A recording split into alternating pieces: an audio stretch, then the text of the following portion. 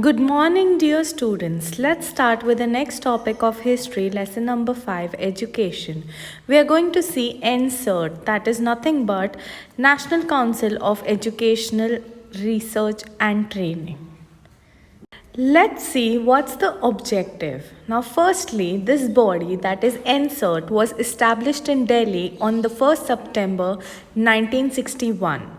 Its main objective is to help central government in matters of school education in the context of a comprehensive policy and in implementing educational schemes.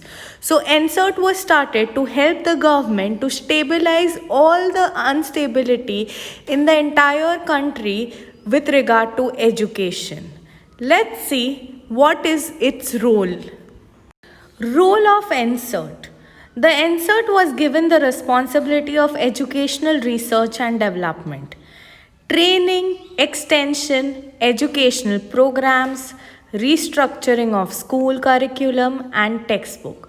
So all these responsibilities, like now every year you see that your textbook change every 2 years, 3 years. Why? Because the environment around us, the economy around us is changing, and accordingly your curriculum will also change. Training, then if your textbooks are changing, then there is a certain training required for the teachers. Now for example, you all are sitting at home and everything is happening online, so we are getting training of how to teach like that. So this is what NCERT takes care of. It has played a central role in designing school curricula and textbooks with the cooperation of Central Board of Secondary Education, that is CBSE. So they also publish textbooks. We all know the CBSE board, that is Central Board of Secondary Education, or it is also called as Delhi Board in short. See children, here you can see the logo of NCERT. I hope it is clear now. Now let's come to the next part, that is what is the work done by NCERT. It provides guidance and cooperation in the area of primary and secondary education to the government that we have already seen. So whatever help the government requires to devise educational policies, all the help is given by NCERT. It has been involved in designing workbooks and handbooks for teachers. So whatever material the teachers get to teach further, to make teaching easier further, is provided by NCERT. In teachers training, in developing teachers learning techniques and conducting talent search examinations at the national level. So all this is the work done by NCERT.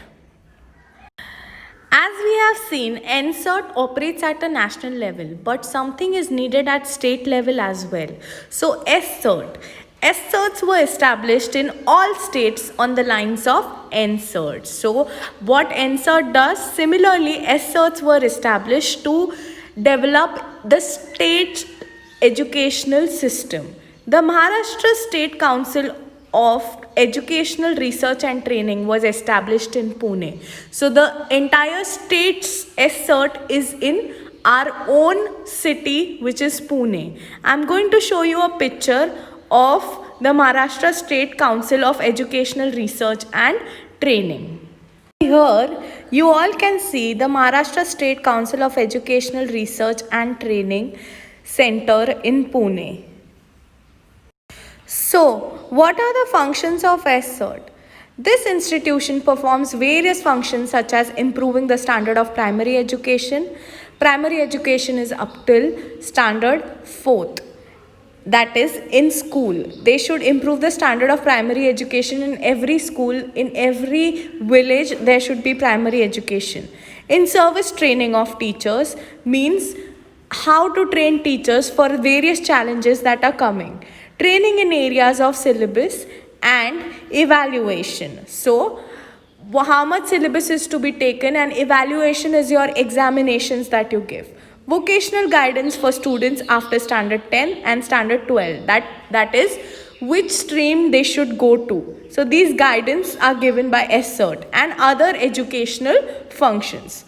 Now this institute is also known as the Academic Authority, and it brings out a periodical. Periodical is nothing but a short magazine for a limited period of time which gives details about a particular topic. It can be technology. So this obviously this periodical magazine or this periodical will be based on the educational system or educational reforms that are happening, and it was called as Jeevan Shikshan. Thank you, children. I hope you all have understood the lesson.